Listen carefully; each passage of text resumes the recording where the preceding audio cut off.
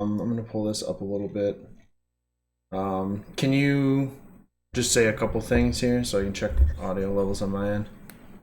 Yeah, sure. Bananas are great. Bananas are good, but don't fight bananas in the hood. Perfect.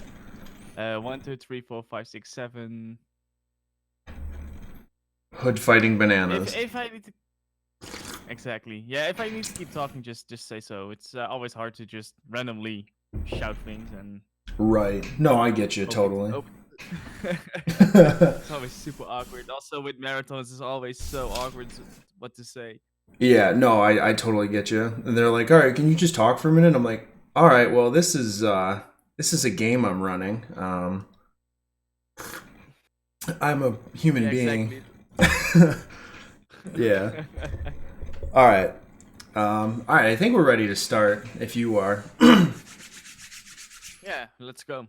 All right, cool. So, I'm sorry if I pronounced this wrong because I haven't heard a solid definition of it yet. But is it ShuriBear? Yeah, that's 100% perfect, actually. All right, perfect. Okay.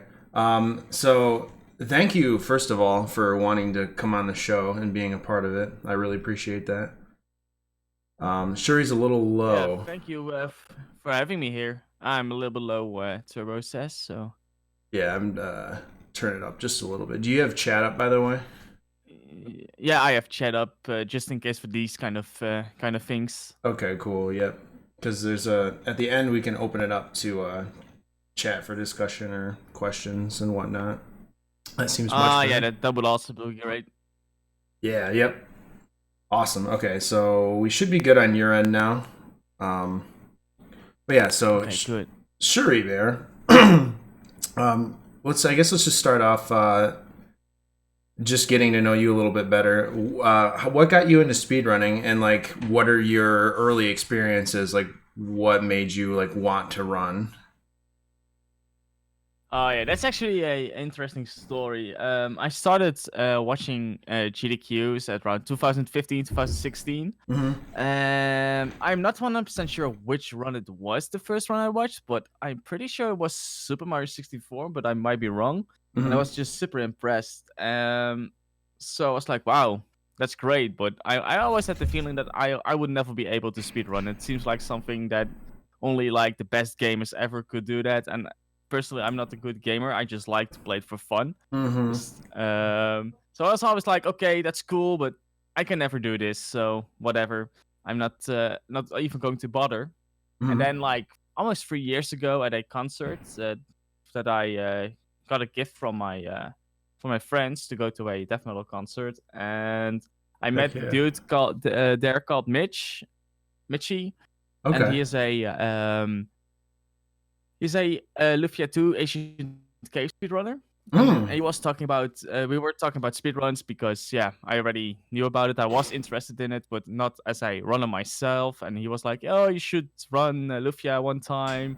Let's see how you feel about it, etc., etc." Mm-hmm. And first I was like, whatever. It's not for me. I'm not good enough for that. And then one day, and after that concert, I added him on Facebook. And like a few months later, he got a world record in Irish percent, which is like a insane run that it's like 99.9% RNG that you get the right Oh. items. I do not want to go too far in that, but it's like super RNG Right. heavy. And I was like, "Oh, dude, congratulations!" And then we started talking again, and he actually set everything up for me and like how Twitch works, how live split works, etc. Mm-hmm. And I just started running for the heck of it because he was like mentoring me through the first few runs, and that is how my love for speed running actually kindled. That's super cool. Okay, first of all, because it's death metal, and that I'm just gonna start there. But that's really cool. And like, what an odd way to like be introduced to speedrunning. It was like at a concert by like someone you've never met, and it's just crazy to think like you could find inspiration or like picking up speedrunning in like any place ever.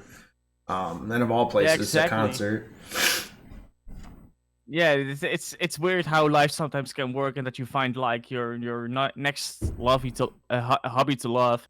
So yeah, it's something I learned, that like everywhere you go, there's an opportunity for you to grow, to become better, find a new hobby that you will love. So I learned Hmm. actually a lot from that day. Yeah, definitely. What would you say like be the first game you went like really hard on, like you found a passion for it and you wanted to like really push your time down? Well, there are two runs like Lufia to Ancient Cave. I'm still trying to get a sub 1 hour, but Hmm. yeah, the run is like 100% or like big part RNG. I do not want to say 100%, but Right. it's always different. So every time you run it, the layouts of the rooms are different. You do not know how many enemies there are. You know on which floors you can expect which enemies, but you never know in which order or how many there will be, Hmm. in which formation, etc. And also, you do not know which items you will get in chests. So everything is randomized in that sense, and you have like 3 turns at the end to kill a master jelly, and you have to have the right skill set and the right stuff to actually kill that master jelly and finish the run.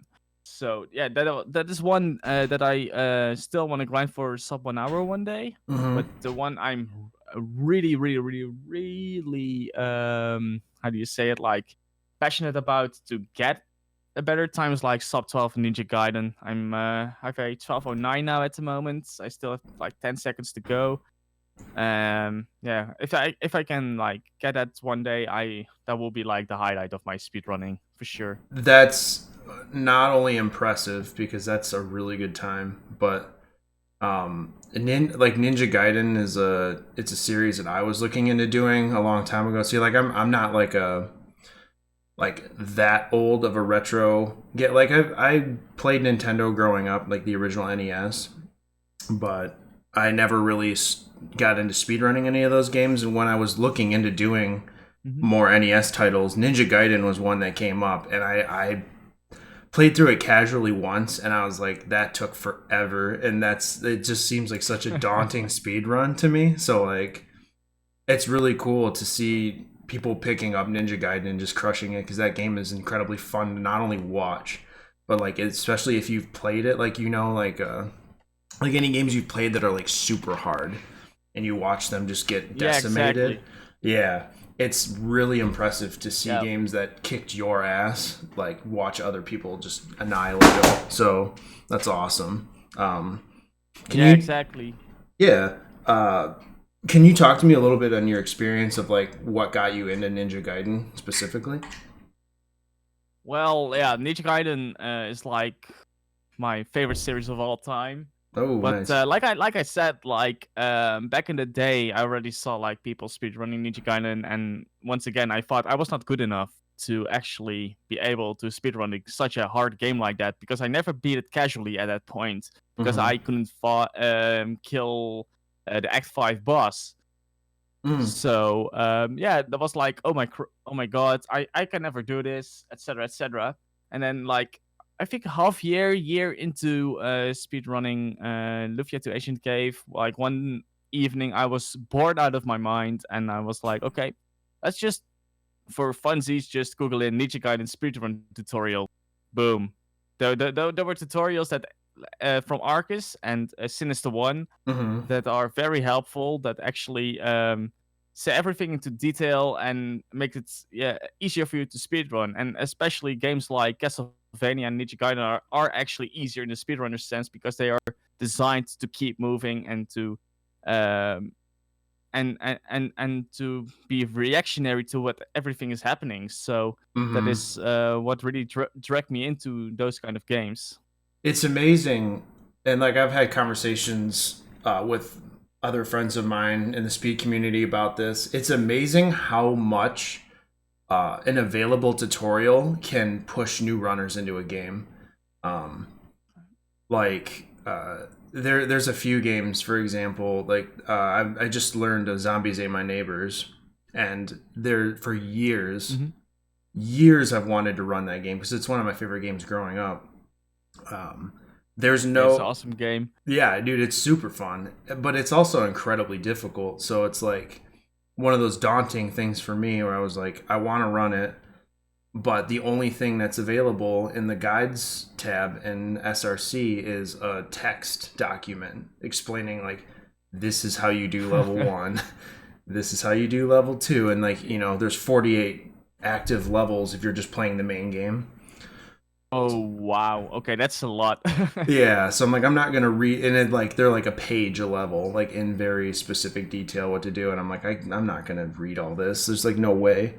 So, something like that. Yeah, You know what I'm saying? Like can that's actively. actually What were you saying? yeah. Yeah, exactly. That's also actually the reason I bought a tablet for like speedruns, like Final Fantasy Mystic Quest, just to Ah. have those text notes open and just scroll through when you're just running the game. Oh, So, absolutely. yeah, like it's indeed a very daunting experience when you only have text. But for RPGs, I think it's okay. With something like with Zombie and Eat My Neighbors, it might be a little bit harder Right, right. Because yeah, to read and play at the same time. for RPGs, I totally agree. Like I was it a year and a half, 2 years ago, I learned Final Fantasy VII, which is hands down my favorite game ever Ooh. made. But that's like a 9 hour speed run if you're like new to it.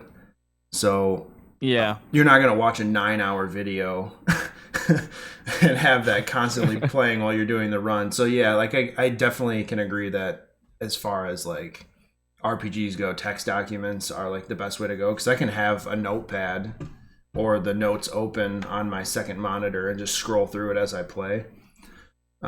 Yeah, exactly. Yeah, but when you're doing like high movement intensive, kind of like you have to pull this certain thing off in a certain amount of time or a certain amount of frames, like RPGs don't typically have stuff like that. And if they do, like you can usually try them over and over and over again.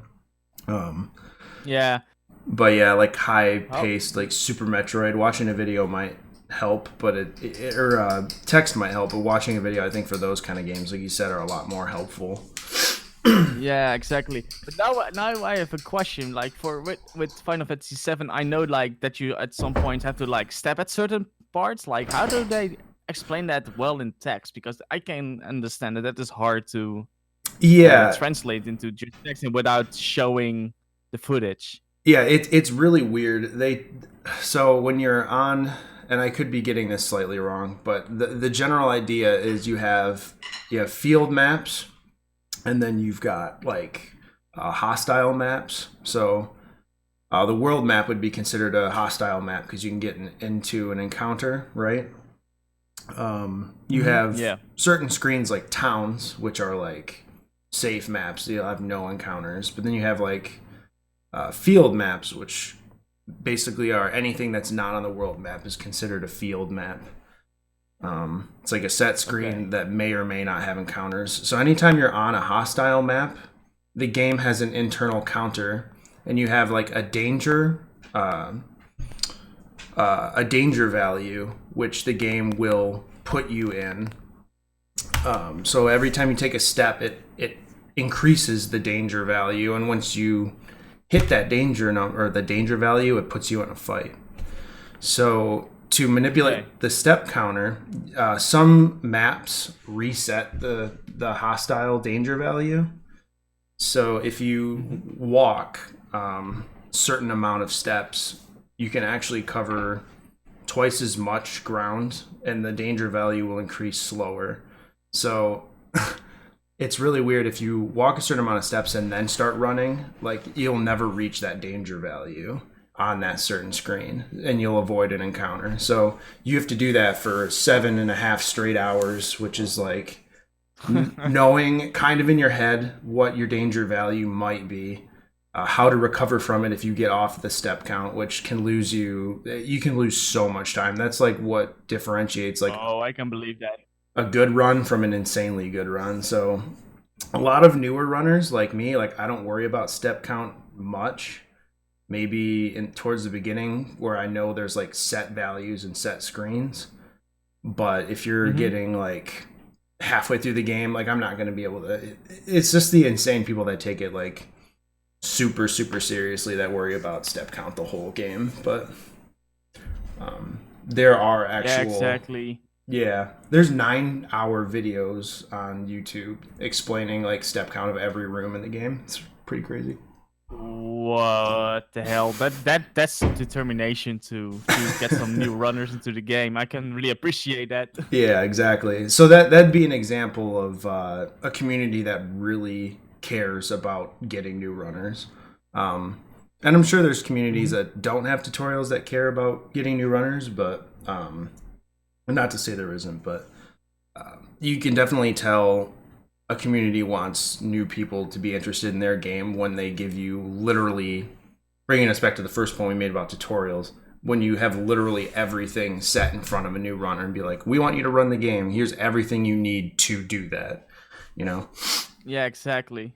But that's also why I like marathon runs or certain marathon runs, because they explain why they are doing something sometimes much better than in tutorial, because it's sometimes at that point or that moment it's like obvious for them, like, oh yeah, of course you're going to do X at this Mm-hmm. point, and then in a marathon setting they're like, but wait, it's actually not that obvious. It's actually this reason why we're doing this, and I'm using these inputs to make a Yep. certain thing happen. Mm-hmm. No, I like that's exactly right, man. Like I have looked back on marathon runs when I'm interested in running something. I'll look up a GDQ run of it, like 9 times out of 10, just to find out like the commentary. You've got the couch commentary. You've got the commentary from the runner. You've got random comments and like how tos through what they explain through the run. Um, Even watch, like you said, watching like a GDQ run or a marathon run of a game can be incredibly insightful and helpful to like learning about the game. So. Yeah, exactly. That's also, like, for instance, it's not really a surprise that from everybody that follows me that I want to play a lot of Ninja Gaiden games because it's nostalgia and stuff. Mm-hmm. But there's, like, for instance, no Ninja Gaiden Shadow, which is the Game Boy version. There's no Mm. tutorial, but the GDQ video about it explains a lot of stuff very well and why you're doing something. So that is a very nice resource, even though there is no certain tutorial for it. Mm-hmm. And and that's the thing. Like, indeed, it's easier to have like some people to give tutorials, but if you can also like showcase it and explain very well, that can also attract new runners. And yeah, that's also why I like to have like runs in that I've never heard of Mm-hmm. in any kind of marathon, because it might actually spark my interest or anybody else's interest to finally start speedrunning. And I think like especially the last 2 3 years, you really see like the speedrunning community grow because it's getting more accessible. Mm-hmm. And I think we should encourage like that accessibility so we can grow as a community. Absolutely, dude. I completely agree.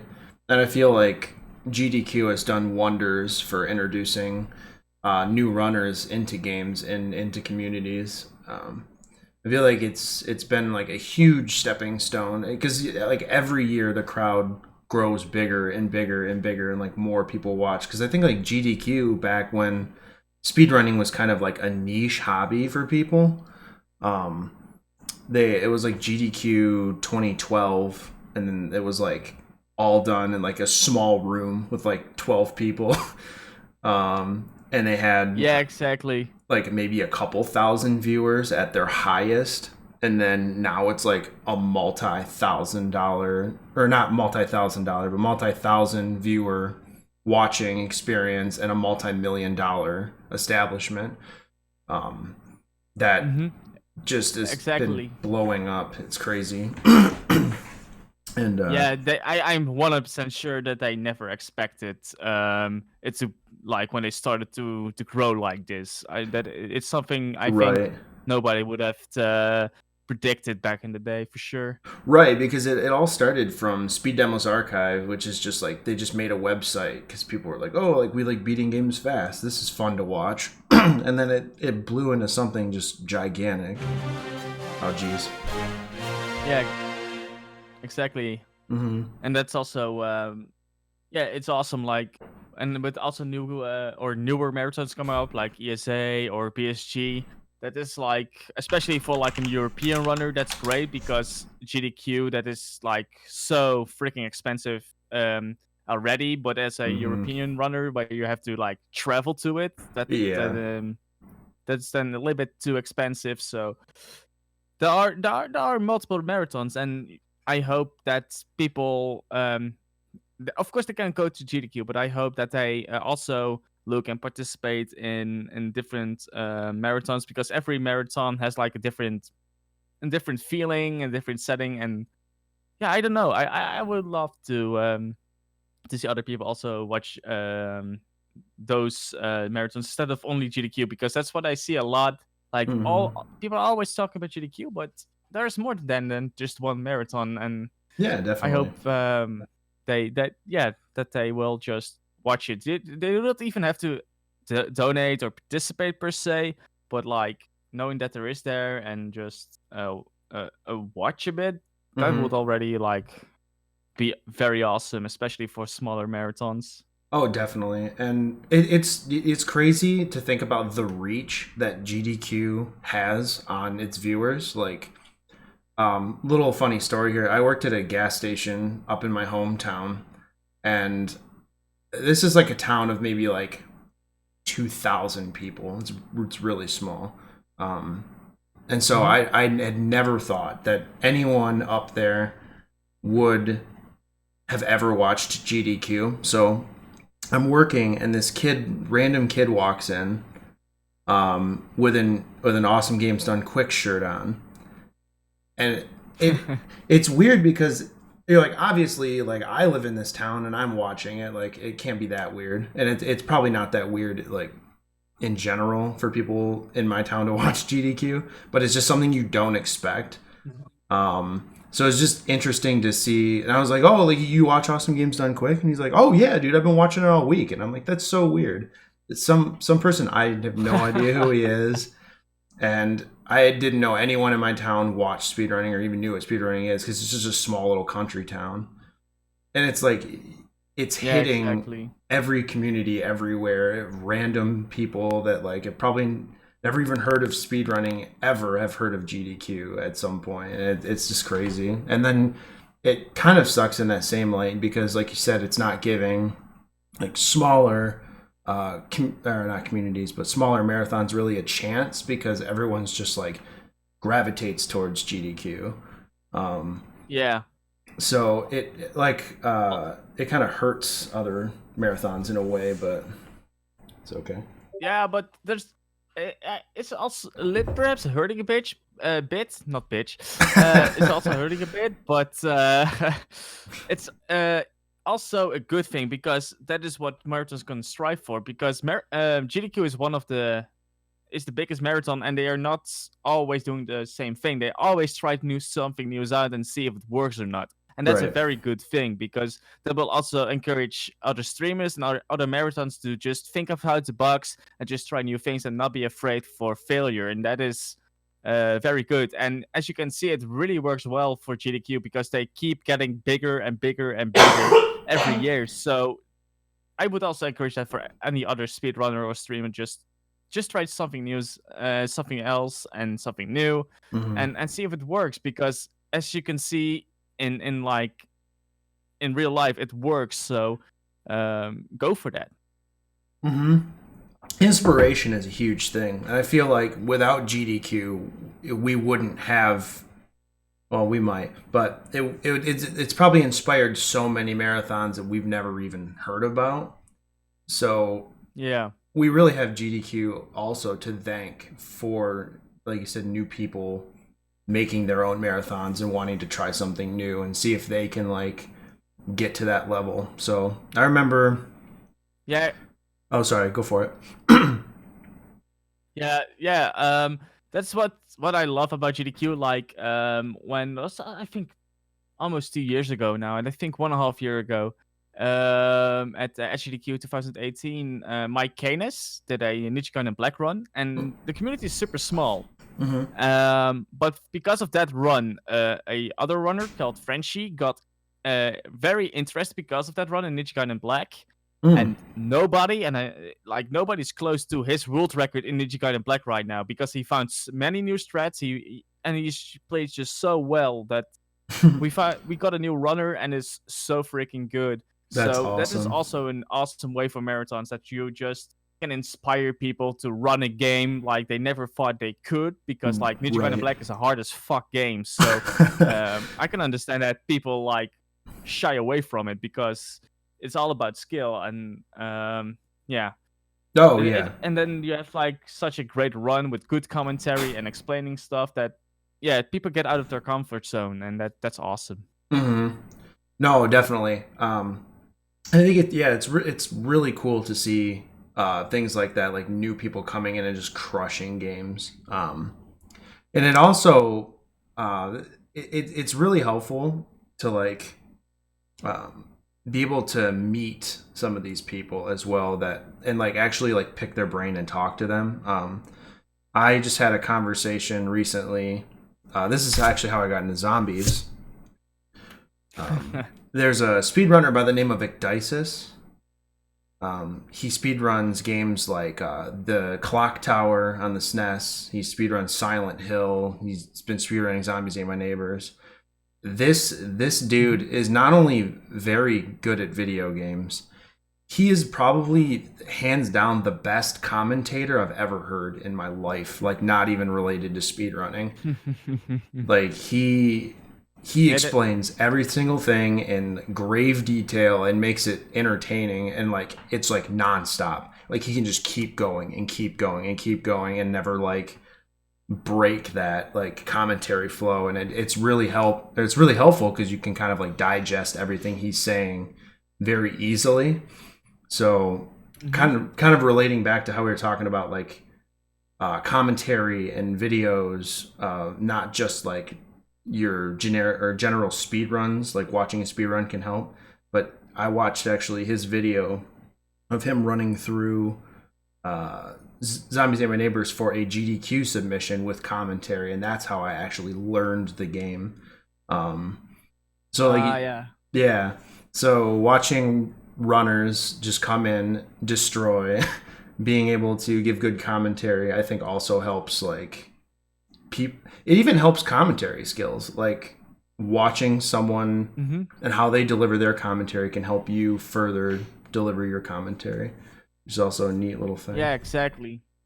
And that's the thing. I think a lot of new runners do not understand the how hard it is to, or people who actually just watch runs. Perhaps that's even better. They do not understand how hard it is to provide good commentary and Mm-hmm. run in a very good way as well. Because you see people shit on runs that are not going that great, and that's Mm-hmm. because one, you're just shitting your pants. You're watching people like thousands of people are watching you, and even not live of Mm-hmm. people after that will watch the VOD or on YouTube, etc. So subconsciously you just know that, and you make mistakes, and you see on comment sections on YouTube, for instance, like people just shitting on people, like, oh my god, I can play this better with etc. etc. But they are not like taking those variables, like providing good commentary. Mm-hmm. You're like in the spotlight. It's like a do or die moment. You cannot like miss that at the moment. So it's very important that kind of stuff that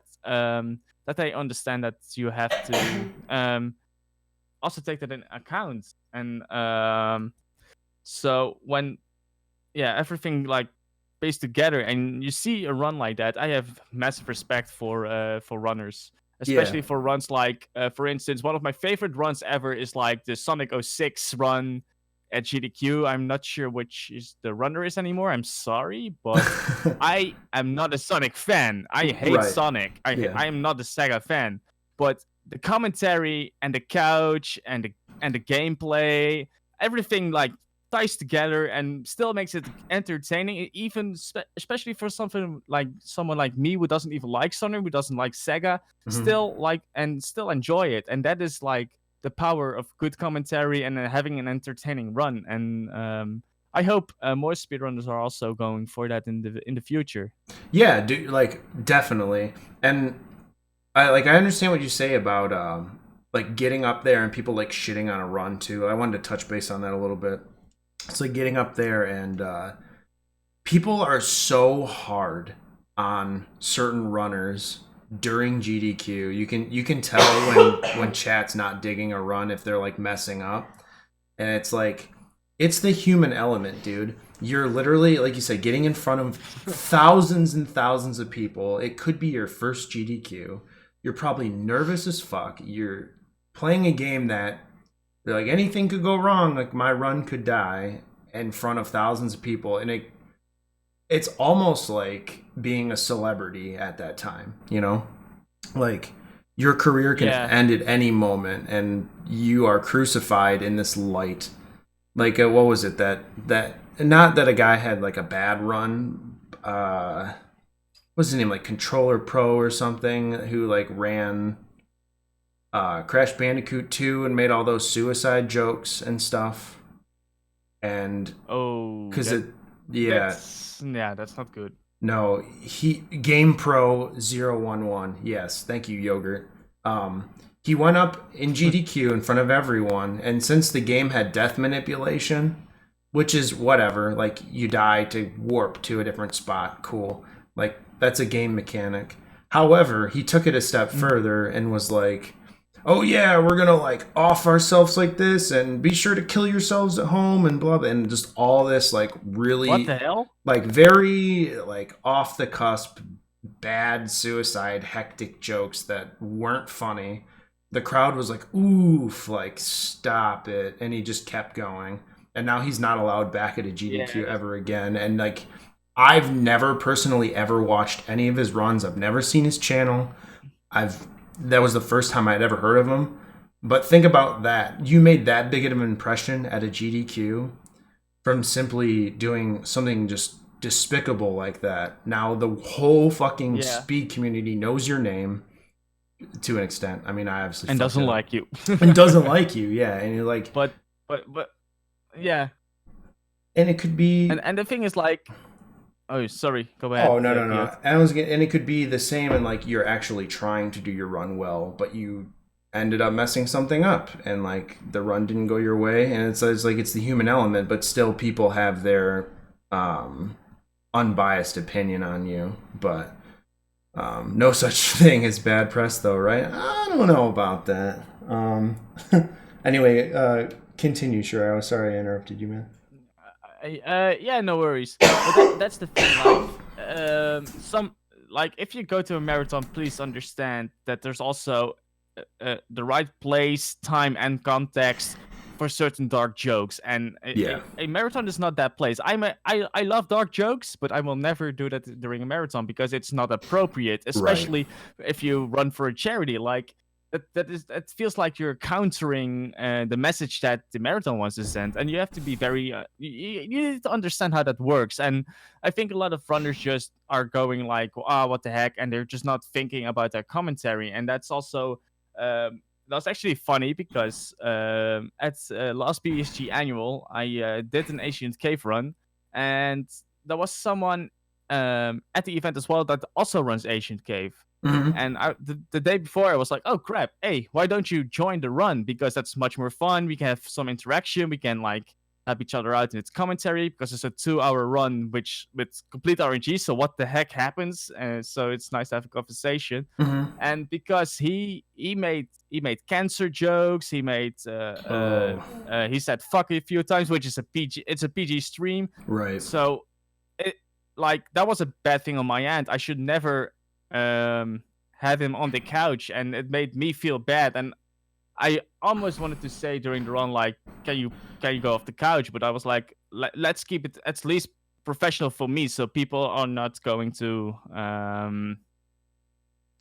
fully make me accountable. It's of course my fault that I invited him on the couch, but holy shit, I never expected that kind of stuff would happen. I thought that kind of common sense was, common sense. So even with stuff like that, it's still a good learning experience. And people have just to think before they act, especially during live streams. Not even on marathons, but if it's on the internet, it's on the internet. So don't be dumb. Yeah, definitely. And like also like fuck that guy, because like you were doing something nice by being like, hey man, I want to have you on the couch as something fun to do.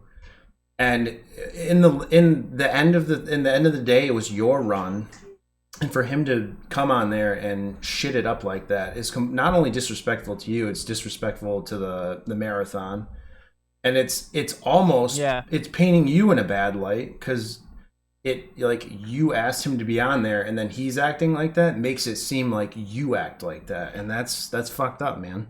You know, yeah. and that's Yeah, like I was a little bit, I was a little bit angry about like my image, but it's even I make more angry about the marathon's image because I am there as a guest and I invited someone else as guest as well. yeah. And if that happens, then I feel more bad about the marathon because I think they should, yeah, just um, yeah, people should just treat everything right. Yeah, and yeah, and you're like talk about reading a room, you know what I mean? Like obviously no one here probably thinks cancer jokes are funny. Like why make them? And Yeah, it's like you said, time and place, man. Time and place. You can't it's just common sense. yeah, exactly.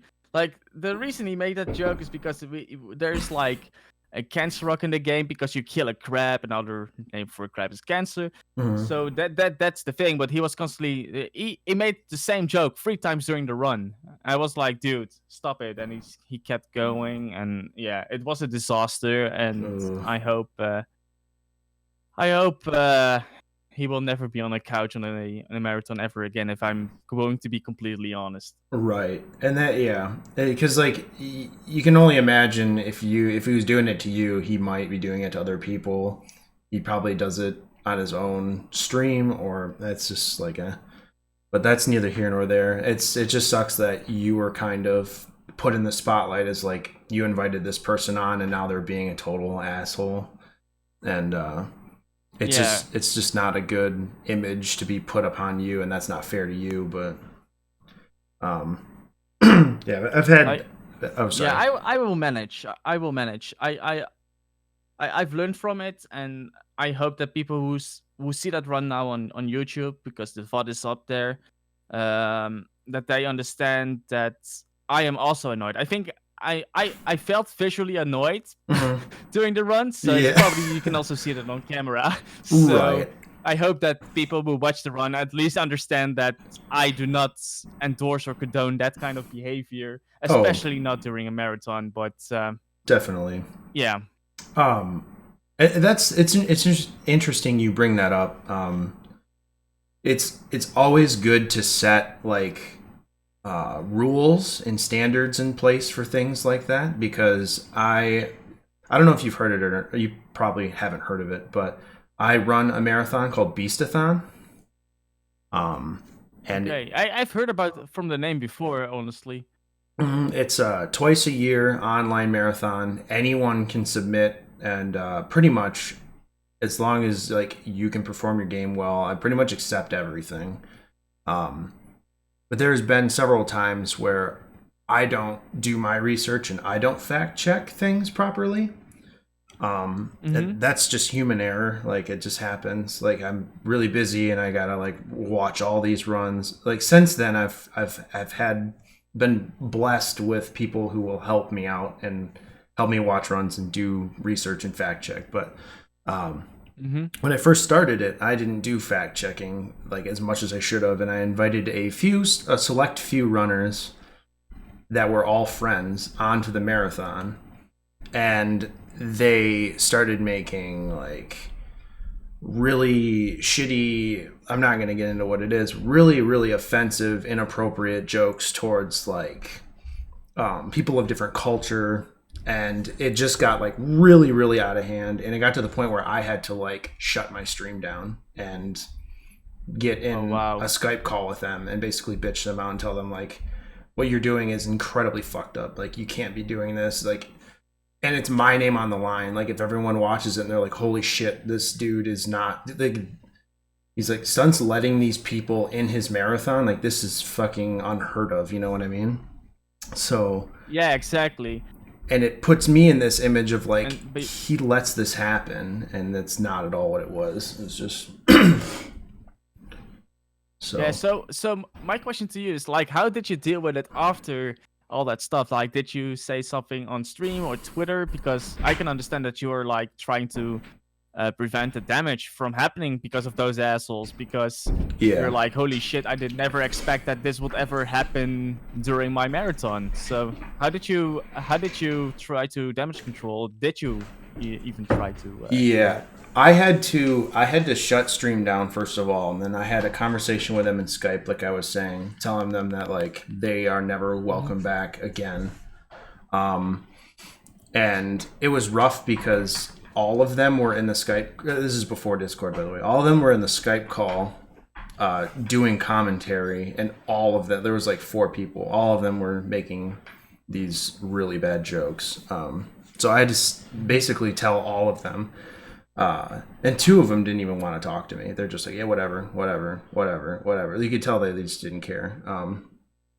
So Yeah. basically, that was just like a pointless conversation. I was just like, look, you're never invited back. Like, what you did was fucked up. Don't do that again. And I'm like, I hope you don't take this elsewhere and like fuck somebody else's shit up. So just don't ever talk to me again, essentially. And they're like, okay, Yeah. whatever. And then I had to start stream back up, and chat was kind of like, now what's happening?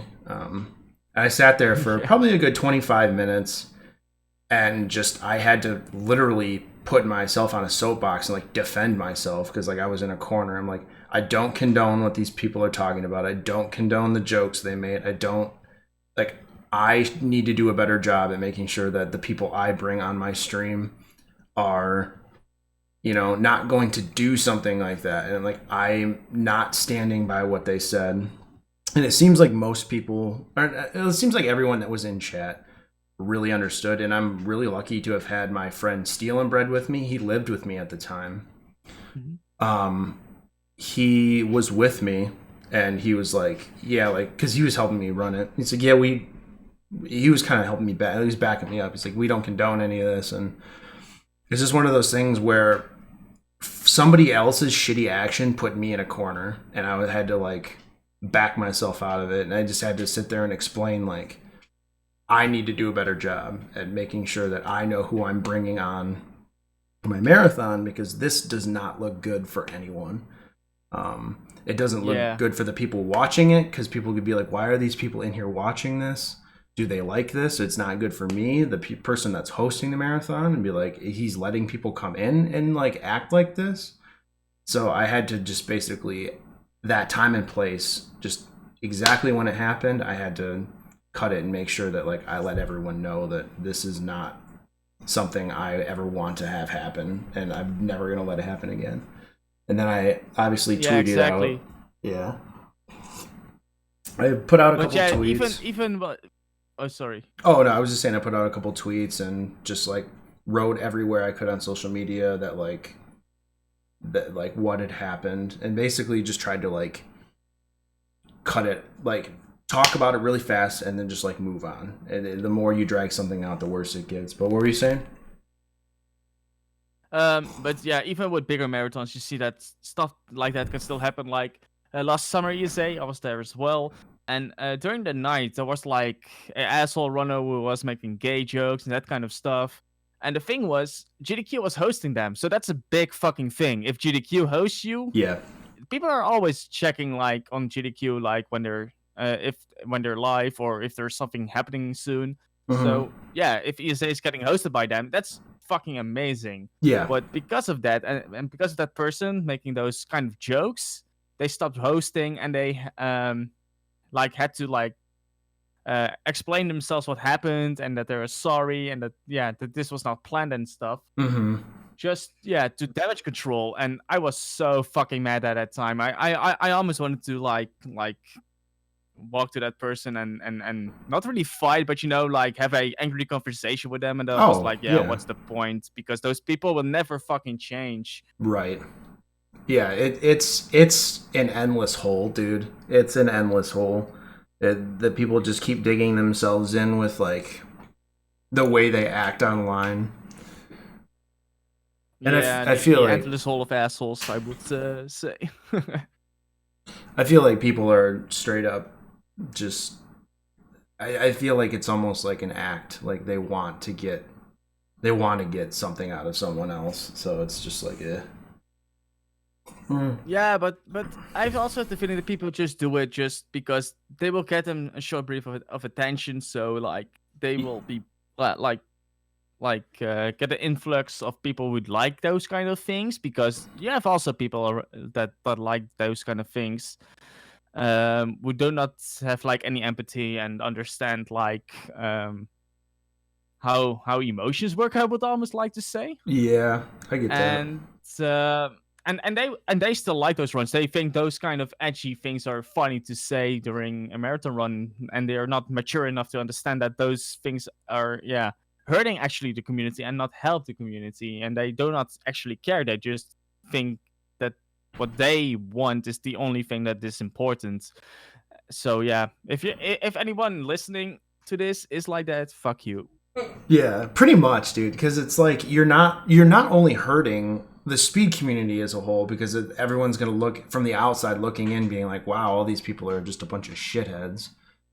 But it's also like you're personally like putting someone in a position that you know is gay or bi or any of the above. Like you're personally offending these people for a joke, and that's really fucked. Like, just yeah, don't do that. Like that doesn't make Yeah, anyone look exactly. good.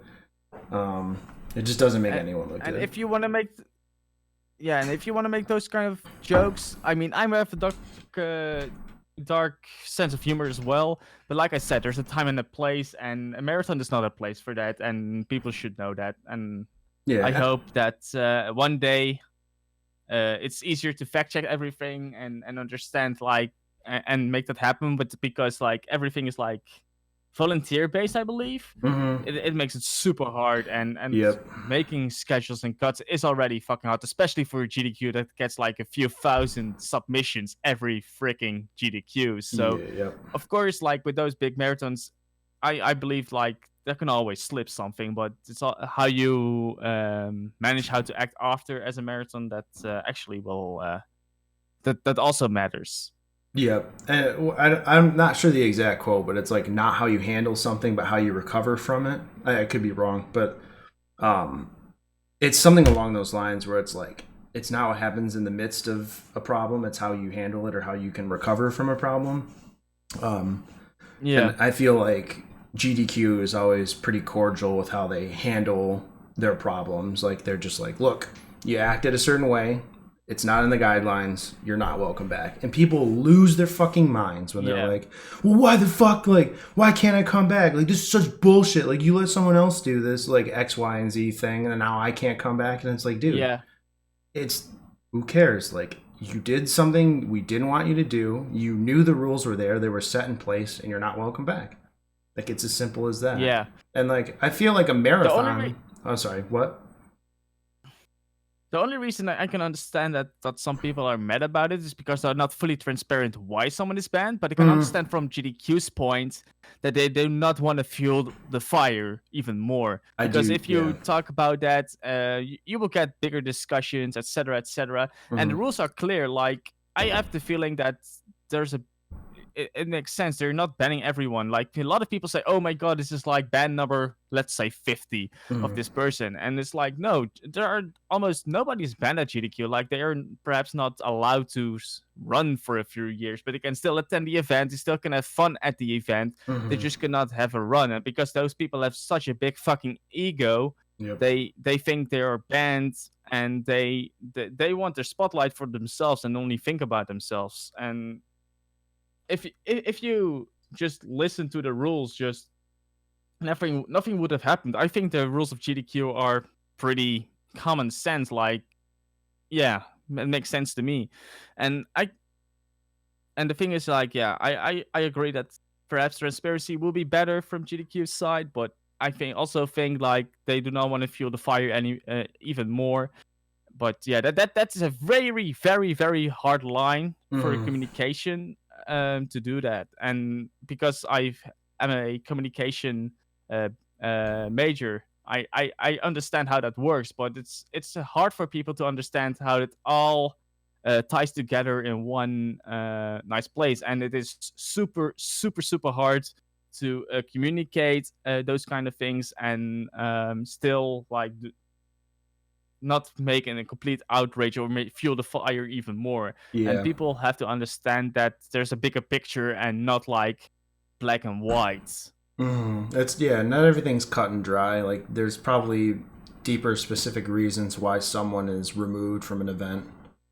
Um Yeah. and it's it's completely in their right not to be 100% transparent about it because you don't obviously want to bring up something that is offensive or something that happened that would probably be better just left alone. So Yeah, exactly. Because I think they also just protect the band runner as well. Because mm-hmm. if they say just publicly state like, okay, this runner has been banned because of this, believe me, that person will get shit on. Mm-hmm. But instead of that, they just go directly to the runner, say you're banned. Yep. And that's just I can understand that they do not want to make even more public outrage because they do not want to let I know it's like very stupid to say, but they do not want to cancel someone, you know? Yeah. They that's not what they're about. They're about having being a marathon and make money for charity. Yep. I completely agree. And I feel like it's the responsible thing. I feel like runners make it worse for themselves than the actual event does. Because they're the ones that are going to Yeah. go on social media and be like, I got banned because fuck this and fuck that and yada yada yada, and then Yeah. all of their fans are going to make a big deal about it, and it's kind of like being a keyboard warrior. You're like I did this and I got banned for this and I did, it's just like, dude, just stop. Like, just do your Yeah. time. Like, take that up with GDQ. Don't go around posting it and making it the situation worse. Just, yeah. Yeah, exactly. And if you want to talk about it, do it in a in a nice way. Do not like try to attack GDQ, but more like, oh, from like friends who want to meet me at GDQ. Sir, I cannot do that anymore. I'm banned. I'm not sure why, but something like that. Not do not try to attack because that as a runner will only damage you and that will actually shine your true colors and it might actually be a reason that you will also not be invited to different different events, not even GDQ, but perhaps even ESA, if they know like, okay, this person is going to be like this. Yeah, why would we bother? Yeah, definitely. Um, yeah, and it's rough because you want everyone to feel involved, but sometimes it's just like you can't have that. You know what I mean? Because Yeah, it's you have to draw a line somewhere. yeah, definitely. Um, so actually, we gotta wrap this up here pretty quick, but I wanted to kind of open up the floor to you a little bit here for the last couple minutes here. Do you Yeah. have any runs you're doing? Do you have any events you're going to? Do you have any future plans for your stream? Because I kind of want to just put you in the spotlight here for a second before we wrap up. And tell everyone, because this is gonna go on YouTube. I want to tell everyone what you're up to. Yeah. I am working on Ninja Gaiden 2 and the Messenger at the moment. Mhm. Those are two great fast-paced speedruns, a lot of fun. I am hoping that Black Friday will give me put the Xbox One S on sale so I can do some more Ninja Gaiden Black runs because Heck I yeah. am trying to grind to get into ESA next summer ESA with that game. So that will be a lot of fun, hard game. If you like that kind of stuff, you can watch me on Twitch. And yeah, I'm a volunteer at BSG Marathon, a Dutch marathon that is also on streamed on ESA's marathon. So I will be there a lot as well, and hopefully I will do a diehard race there for the Christmas marathon season. So versus Jungle Storm, so that would also be a lot of fun. That's awesome.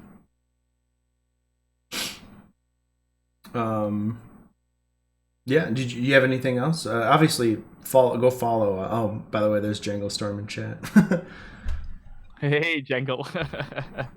Obviously, Yeah, that what's up? Yeah, that would be awesome if you would follow me on twitch.tv/ShuriBear. If not, it's also completely fine. It's not those are like niche runs, those kind of hard runs, but Mhm. at least when I'm going live, just check me out once and see if my stream is something for you. If not, it's also completely fine. I mean, I do not trying to cater to a super wide audience. So if you like those kind of things and you want to check it out, just do. And if you like what you see, just follow. But don't feel entitled to do so. Absolutely, and I'll be putting your Twitch link in the description of the video as well, so you can also find the link there if you want to follow him. That's awesome. Thank you. Yeah, no problem. But ShuriBear, thank you so much, dude, for being on this episode. I really appreciate you coming in, man. Yeah, thank you for the invitation. It was a good talk. We talked about a lot of stuff, good opinions, in my opinion. Okay, that's Yeah. such stupid, but you know what I understand. What I tried to say. And yeah, I hope the next episode will be soon because it's a lot of fun to listen. Yeah, yeah. I'm excited to keep doing this because this is just like a good little like creative outlet for me as well. So I'm glad you could be a part of it. But Yeah, that's also a great way just being creative, and this way new people also know about speedrunning. So that's awesome, and I love that you're doing something like this because I don't think there are any other speedrunning podcasts out there. So it's great to finally have one that goes into depth and is and also understands what's going on, because you already said like you use fucking Skype instead of Discord because it's not even there. So like you're a real OG, you really know more about speedrunning than I do. So it's nice to have a good talk with someone else who out there. definitely, dude. But yeah, thank you so much, dude. Thank you to everyone in chat who's been here. I'm Stun Coyote, and this has been ShuriBear. This is the second episode. The next episode, I believe, will be next week. So look forward to that. I still have to have a guest, but I actually am going to be having an episode with my girlfriend for the perspective of a non-speedrunner.